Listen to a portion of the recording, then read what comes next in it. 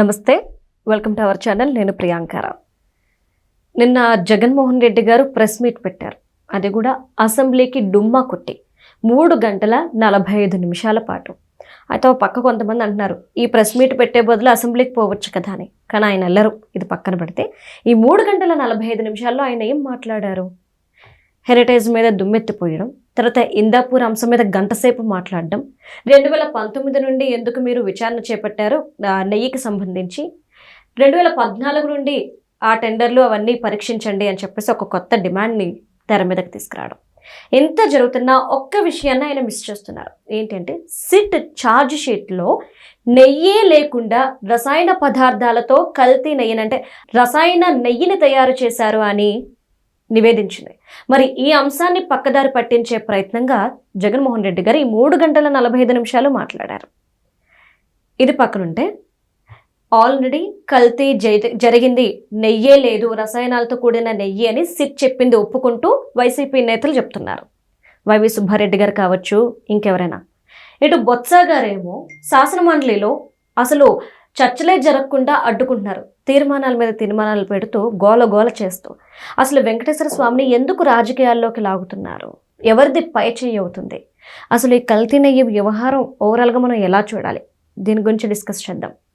మనతో మాట్లాడడానికి ప్రముఖ పొలిటికల్ అనలిస్ట్ డివి శ్రీనివాస్ గారు ఉన్నారు. ఆయన అడిగి తెలుసుకుందాం.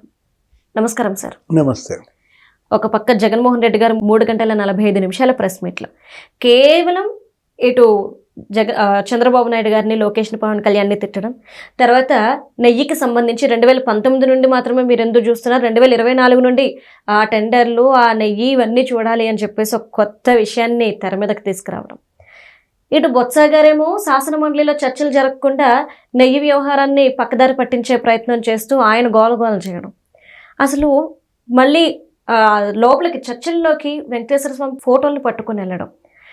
ఎలా చూడాలి సార్ ఇదంతా? అసలు 3 గంటల 45 నిమిషాలు ప్రెస్ మీట్ ప్రపంచంలో ఎవరైనా పెట్టాడా? లేదు సార్. అసలు అంత సుదీర్ఘ సమయం ప్రెస్ మీట్ అంటే వినేవాళ్ళకి చెవుల్లో నుంచి రక్తం పడిందా, నెయ్యి పడిందా, కెమికల్ నెయ్యి పడిందా? మీరు కెమికల్ నెయ్యి అన్నారు, కెమికల్ గొయ్యి.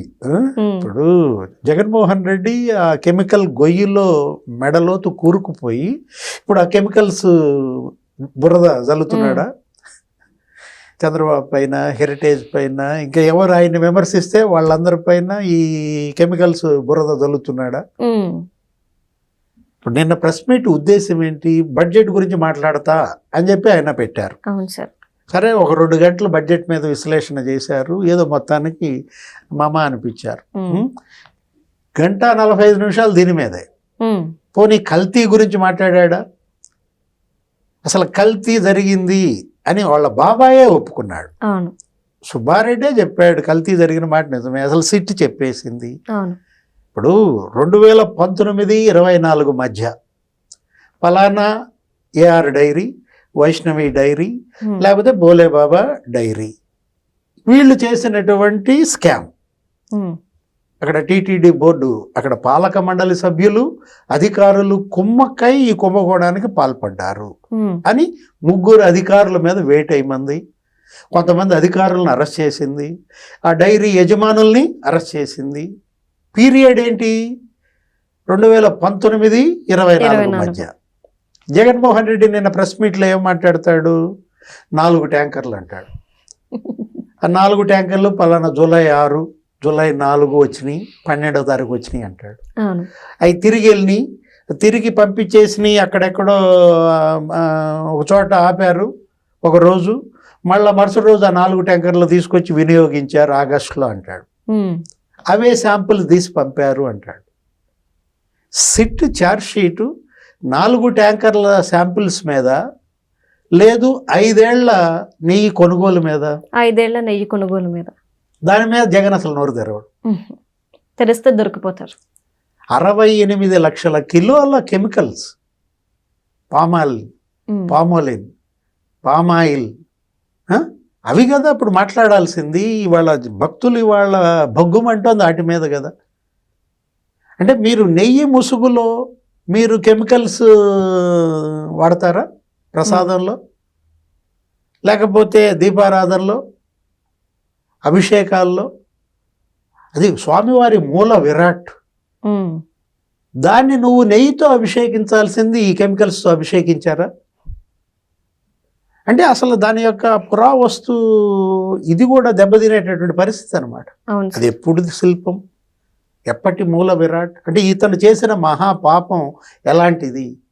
ఈ మహాపాపులు వీళ్ళు చంద్రబాబు పాపి అంటారు. ఎందుకు? దీని మీద ఆయన సిట్ వేసినందుక పాపి? ఇప్పుడు ఆయనే కదా సిట్ వేసింది. ఇప్పుడు ఈ కల్తీ నెయ్యి చంద్రబాబు సిట్ కనుక వేయకపోతే బయటకు వచ్చేదా? అసలు స్పెషల్ ఇన్వెస్టిగేషన్ టీం వేసినాడు పాపా, కల్తీ చేసినాడు పాపా, చేసినాడు.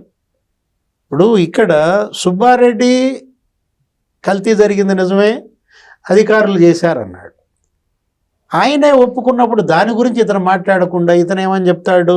ఇంకా ఇందాపూర్ అంటాడు. ఇందాపూర్ హెరిటేజ్ మీద గంట సేపు మాట్లాడారు సార్. అసలు ఎక్కడ ఇందాపూర్, ఎక్కడ హెరిటేజ్? దీని చరిత్ర 35 ఏళ్ళు, దాని చరిత్ర 25 ఏళ్ళు. ఇది ఒక 4,000 కోట్ల టర్న్ ఓవర్, అదొక 6,000 కోట్ల టర్న్ ఓవర్. ఇప్పుడు ఇందాపూర్ ఉత్పత్తులు హెరిటేజ్ కొనుక్కుంటుంది, అమ్ముకుంటుంది. హెరిటేజే కాదు, అమూల్ కూడా కొంటదంట. అవును. ఇందాపూర్ డైరీ దగ్గర వాళ్ళ యొక్క ఉత్పత్తుల్ని అనేక డైరీలు కొంటాయి, అమ్ముకుంటాయి. అవన్నీ చంద్రబాబు బినామీల.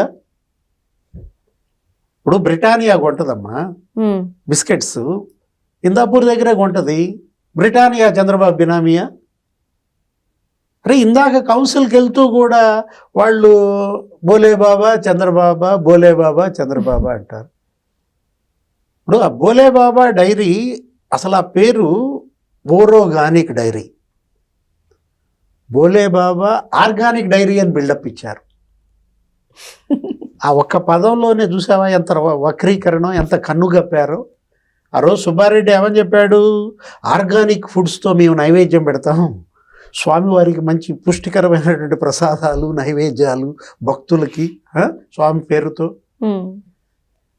అంటే ఆర్గానిక్ అనే పేరుతో వీళ్ళు తెచ్చింది ఏంటి? ఓరోగానిక్. అదేమంటే బోలేబాబా పాత పేరేదో తీసుకొస్తారు, హర్ష. అదేదో చంద్రబాబు అప్పుడే వచ్చిందంటారు. చంద్రబాబు హయాంలో ఆ హర్షానో లేకపోతే ఆ బోలేబాబానో నెయ్యి 1 కిలో ఇచ్చిందా? లేదు.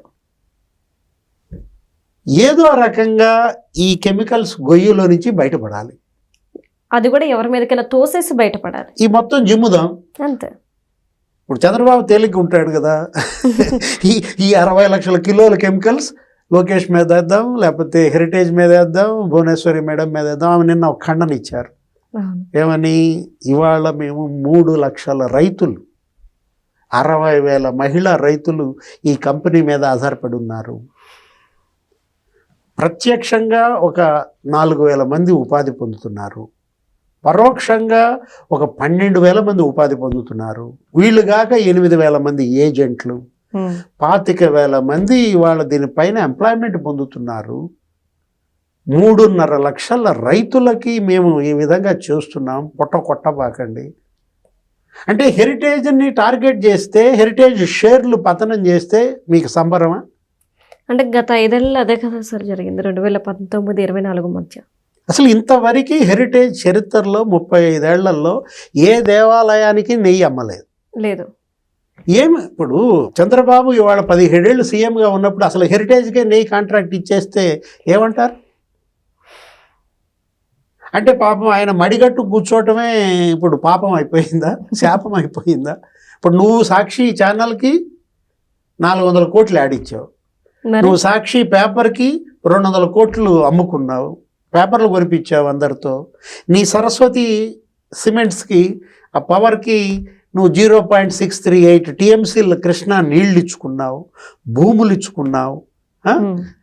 ఇదేంటి భారతీ సిమెంట్స్కి 165 కోట్ల సిమెంట్ బ్యాగులు కొనిపించావు. ఇప్పుడు వీళ్ళు హెరిటేజ్ వాళ్ళకి నెయ్యికి కాంట్రాక్ట్ ఇస్తే తప్పేంటి?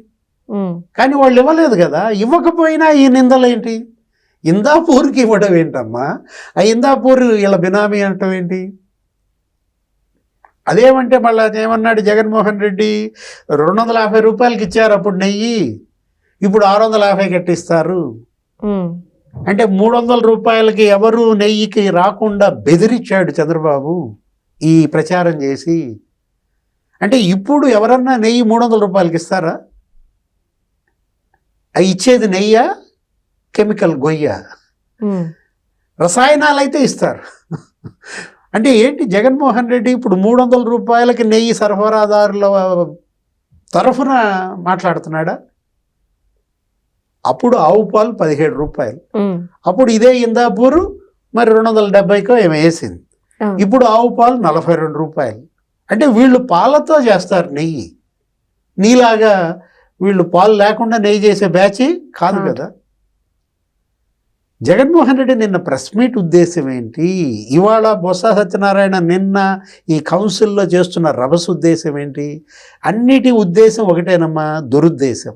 ఉమ్, ఆంధ్రప్రదేశ్ని అప్రదిష్ట పాలు చేయాలి, టీటీడీని అపవిత్రం చేయాలి, హైందవాన్ని ఇవాళ ధ్వంసం చేయాలి, హిందువుల మనోభావాలని గాయపరచాలి, ఆంధ్రప్రదేశ్కి వచ్చే పెట్టుబడులు రాకుండా చేయాలి, హెరిటేజ్ బిజినెస్ దెబ్బతీయాలి.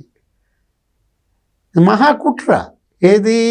ఈ విధంగా ఈ గలభా చేయడం ద్వారా, ఈ అల్లర్లు సృష్టించడం ద్వారా, ఇట్లాంటి ప్రచారం చేయడం ద్వారా ఆంధ్రప్రదేశ్కి చెడ్డ పేరు తేవటం, ఇమేజ్ బిల్డప్ కోసమేమో చంద్రబాబు పాపం కాలికి బలపం కట్టుకుని ప్రపంచం మొత్తం తిరుగుతున్నాడు. ఉమ్, రండి, పెట్టుబడులు పెట్టండి, ఇక్కడ ఉపాధి కల్పించండి, నేను ప్రోత్సాహకాలు ఇస్తాను అని పాపం గూగుల్ డేటా సెంటర్లు తెస్తున్నాడు, లేకపోతే సెమీ కండక్టర్స్ ప్లాంట్స్ పెట్టిస్తున్నాడు, స్టీల్ సిటీ ఏర్పాటు చేస్తున్నాడు, డ్రోన్ సిటీలుగా మారుస్తున్నాడు. ఆయన పాటలు ఆయన పడుతుంటే ఉమ్, అతను ఇమేజ్ బిల్డప్ చేస్తున్నాడు కాబట్టి మనం దాన్ని డ్యామేజ్ చేయాలి, ఆ కట్టుబడిని ధ్వంసం చేయాలి. ఇదే వాళ్ళ target. Right. Thank you so much sir. నమస్తే.